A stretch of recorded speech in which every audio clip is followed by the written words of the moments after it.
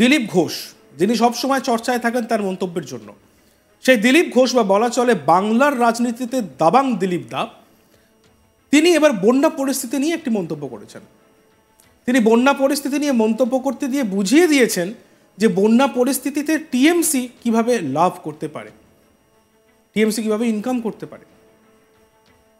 দিলীপ ঘোষ, যিনি মেদিনীপুরের প্রাক্তন সাংসদ, রাজ্য বিজেপির প্রাক্তন সভাপতি, সব সময় চর্চায় থেকেছেন তার মন্তব্যের জন্য। আর এবার ত্রাণ লুট করার জন্য পরিকল্পিতভাবে বন্যাকে ব্যবহার করে রাজ্য সরকার। তারা কখনোই চায় না বন্যা বন্ধ হোক। বন্যাটা টিএমসির বার্ষিক আয়ের জায়গা হয়ে গিয়েছে, এইভাবে কটাক্ষ করলেন দিলীপ ঘোষ। মমতা বন্দ্যোপাধ্যায়কে কোনো এক্সপার্ট যদি সাজেশন দেয়, তিনি তো তা মানেন না। তাই জল এলে বন্যা হয়, আর উনি গোড়ালি ডুবিয়ে ফটো তুলে কেন্দ্র ও ঝাড়খণ্ডকে গালাগালি করতে থাকেন, আর মানুষ জলেই থেকে যান।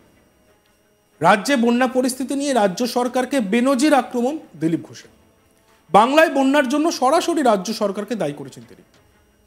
বন্যা পরিস্থিতি নিয়ে এবার রাজ্য সরকার ও মুখ্যমন্ত্রী সহ ঘাটালের সাংসদ দেবকেও বেনজির আক্রমণ করলেন বিজেপি নেতা দিলীপ ঘোষ। শনিবার দুপুরে মেদিনীপুর শহরে বিজেপির একটি সদস্য সংগ্রহ অভিযানের প্রস্তুতি বৈঠক করতে হাজির হয়েছিলেন তিনি। সেখানেই সাংবাদিকদের সামনে এমন বিবৃতি দিয়েছেন তিনি।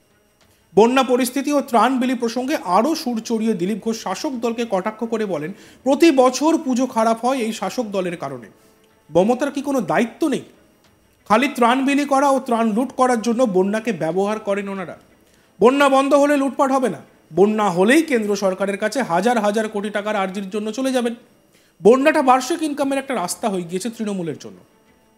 সেই জন্য ইচ্ছা করে বন্যা বন্ধ করতে চাইছে না, কারণ তাতে তো ওদের লাভ। আমরা শুনে নিই বিজেপি নেতা দিলীপ ঘোষ ঠিক কি বলেছেন। পুজোর সময় কেন ওখানকার মানুষ সবসময় জলের মধ্যে থাকে? প্রত্যেক বছর পুজোটা তাদের খারাপ হয় কেন? মমতা ব্যানার্জির কোনো দায়িত্ব নেই? খালি ত্রাণ বিলি করা, ত্রাণ লুট করার জন্য বন্যাকে ব্যবহার করা হয়। কারণ বন্যা বন্ধ হয়ে গেলে লুটপাট হবে না। বন্যা শুরু হলেই কেন্দ্র সরকারের কাছে আর্জি, এত হাজার কোটি টাকা, অত হাজার কোটি টাকা বার্ষিক ইনকামের একটা রাস্তা টিএমসির জন্য। সেই জন্য তারা বন্যা বন্ধ করতে চাইছে না। ইচ্ছা করে বন্যা হোক, যে মরছে মরুক, তাদের তো লাভ হচ্ছে।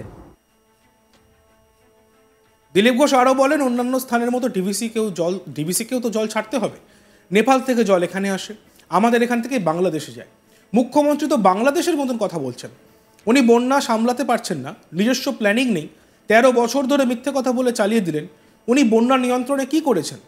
ডিভিসি জল বেঁধে রাখে, তা থেকে বিদ্যুৎ তৈরি করে, সেই বিদ্যুতে পশ্চিমবঙ্গ চলছে। আর যখন বন্যা হবে তখন তিনি ডিভিসিকে গালাগালি দেন। এখানকার লক্ষ লক্ষ এই ডিভিসির ওপরে, লক্ষ লক্ষ মানুষ এই ডিভিসির ওপরে নির্বাহন করছেন তাদের জীবিকা। এখানে সরকারের অনেক লোক রয়েছে, তাদের সাজেশন অনুযায়ী কাজ হয়।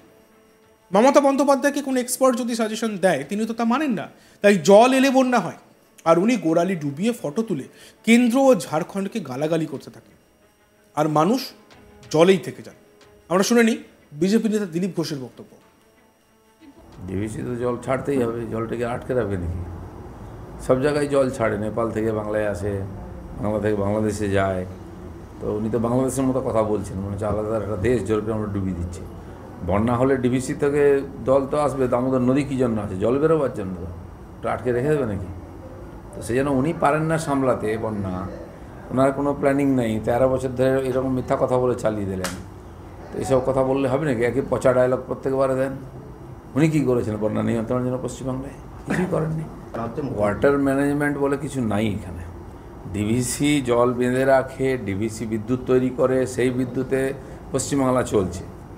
আর যখন বন্যা হবে তখন তিনি ডিভিসিকে গালাগালি দেন। এখানকার লক্ষ লক্ষ লোক ডিভিসির উপরে করে খাচ্ছে, চাকরি বাকরি ব্যবসা থেকে আরম্ভ করে উন্নয়নের কাজ করছে ডিভিসি। তো ডিভিসির যে কাজ করে তার মধ্যে সরকারের প্রতিনিধি থাকে, তারা যে সাজেশন দেন সে অনুযায়ী চলে। আর কী করবে ডিভিসি, বৃষ্টি এলে তাদের সঙ্গে আলোচনা করে, সরকারকে জানায়। আর সেটা মমতা ব্যানার্জিও জানেন, তিনি জেলাগুলোকে সেভাবে নির্দেশ দিয়েছিলেন কোন জায়গাতে কত জল ছাড়া হবে, প্রস্তুতি থাকার জন্য। তো তারপরে যাতে এ ধরনের পরিস্থিতি না হয়, যে এক্সপার্টরা এই সাজেশন দেন সেটা কতটা উনি বাস্তবায়িত করেছেন? কিছুই করেন না। ইলেকশন জল এলে বন্যা হয়, উনি গিয়ে এই গোড়ালি অব্দি দাঁড়িয়ে ফটো তোলেন, আর দিয়ে কেন্দ্র সরকারকে, ঝাড়খণ্ডকে গালাগালি দিয়ে দায়িত্ব শেষ করে দেন। মানুষ জলেই থেকে যায়। ডিভিসির ছাড়া জলেই নাকি রাজ্যে বন্যা পরিস্থিতি তৈরি হয়েছে। এই অভিযোগ করে আগেই ম্যানমেড বন্যার কথা বলেছিলেন রাজ্যের মুখ্যমন্ত্রী মমতা বন্দ্যোপাধ্যায়। এমনকি ডিভিসির সঙ্গে সমস্ত সম্পর্ক ছিন্ন করার কথাও জানিয়েছিলেন তিনি। আর এবার দামোদর ভ্যালি জলাধার নিয়ন্ত্রণ কমিটি থেকে রাজ্যের প্রতিনিধি প্রত্যাহারের সিদ্ধান্ত নেন মুখ্যমন্ত্রী মমতা বন্দ্যোপাধ্যায়। সে কথা জানিয়ে তিনি প্রধানমন্ত্রী নরেন্দ্র মোদীকে চিঠি লেখেন। আমরা শুনে নিই মমতা বন্দ্যোপাধ্যায় ঠিক কি বলেছিলেন। এদের তো দেখছি জল ছাড়া বন্ধ হচ্ছে না। আমি নবান্নে ফিরে গিয়ে আমি দেখাচ্ছি, সব রিলেশন কেটে দেবো, ডিবিসির সাথে কোনো সম্পর্কই আর রাখবো না। এদের তো দেখছি জল ছাড়া বন্ধ হচ্ছে না। আমি নবান্নে ফিরে গিয়ে আমি দেখাচ্ছি, সব রিলেশন কেটে দেবো, ডিবিসির সাথে কোনো সম্পর্কই আর রাখবো না। আমাদের প্রতিনিধি শাহজাহান আলীর একটি প্রতিবেদন আমরা দেখব। বন্যা তৃণমূলের কাছে বার্ষিক ইনকামের একটা জায়গা, তাই তৃণমূল কখনোই চাইবে না বা রাজ্য সরকার কখনোই চাইবে না এই বন্যা বন্ধ হয়ে যাক। মেদিনীপুরে এসে বন্যা ইস্যুতে রাজ্য সরকার ও শাসক দলকে কটাক্ষ করে এমন বার্তা ছুড়লেন বিজেপি নেতা দিলীপ ঘোষ। বিজেপির পক্ষ থেকে একটি সদস্য সংগ্রহ অভিযান শুরু হচ্ছে। পশ্চিম মেদিনীপুরে তারই প্রস্তুতি বৈঠকে বিজেপি জেলা কার্যালয়ে হাজির হয়েছিলেন বিজেপি নেতা দিলীপ ঘোষ। এরপরে সংবাদ মাধ্যমের সামনে তিনি এই বন্যা ইস্যুতে একাধিক কটাক্ষপূর্ণ মন্তব্য করেছেন। তিনি এদিন বলেন, রাজ্য সরকার এই বন্যা নিয়ন্ত্রণে গত 13 বছরে কিছুই করেননি। মমতা বন্দ্যোপাধ্যায় কি করেছেন? তিনি চাননি যে বন্যা কখনোই বন্ধ হোক। তার কারণ বন্যা এলেই ত্রাণ হবে, ত্রাণ বিলি হবে আর ত্রাণ লুট করা হবে। এটা এদের বার্ষিক ইনকামের একটা জায়গা। আর বন্যা হলেই হাজার হাজার কোটি টাকা চেয়ে কেন্দ্রের দ্বারস্থ হবেন। এটাই ওদের পরিকল্পিত কৌশল।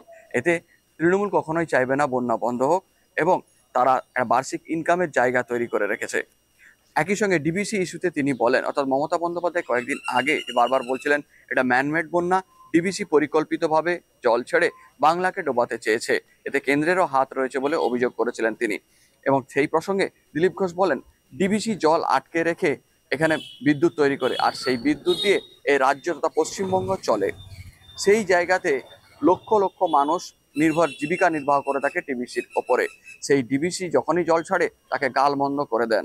আসলে জল সব জায়গা থেকেই ছাড়া হয়। নেপাল থেকে জল ছাড়ে এদেশে আসে, বাংলাদেশ জল যায় আমরা ছাড়লে। ফলে মমতা বন্দ্যোপাধ্যায় যা বলছেন সেটা বাংলাদেশের মতো মন্তব্য করছেন। একই সঙ্গে তিনি এদিন ঘাটালের সাংসদ দেবকেও বিভিন্নভাবে কটাক্ষ করেছেন। তিনি বলেন, দেব ভেবেছিলেন তার মুখ দেখলেই লোক হাততালি দেবে, গলা জলে ডুবেও মানুষ হাততালি দেবে, মানুষ খুশি হয়ে যাবে। মানুষ কি এই জন্য তাকে ভোট দিয়েছে? তিনি কি করেছেন? আসলে মাস্টার প্ল্যান কেন্দ্র সরকার করতে চাইছিল, তারা করার সুযোগ দেয়নি বা করতে চায়নি। দেখতে থাকুন আজ তাক বাংলা, সাবস্ক্রাইব করতে ভুলবেন না।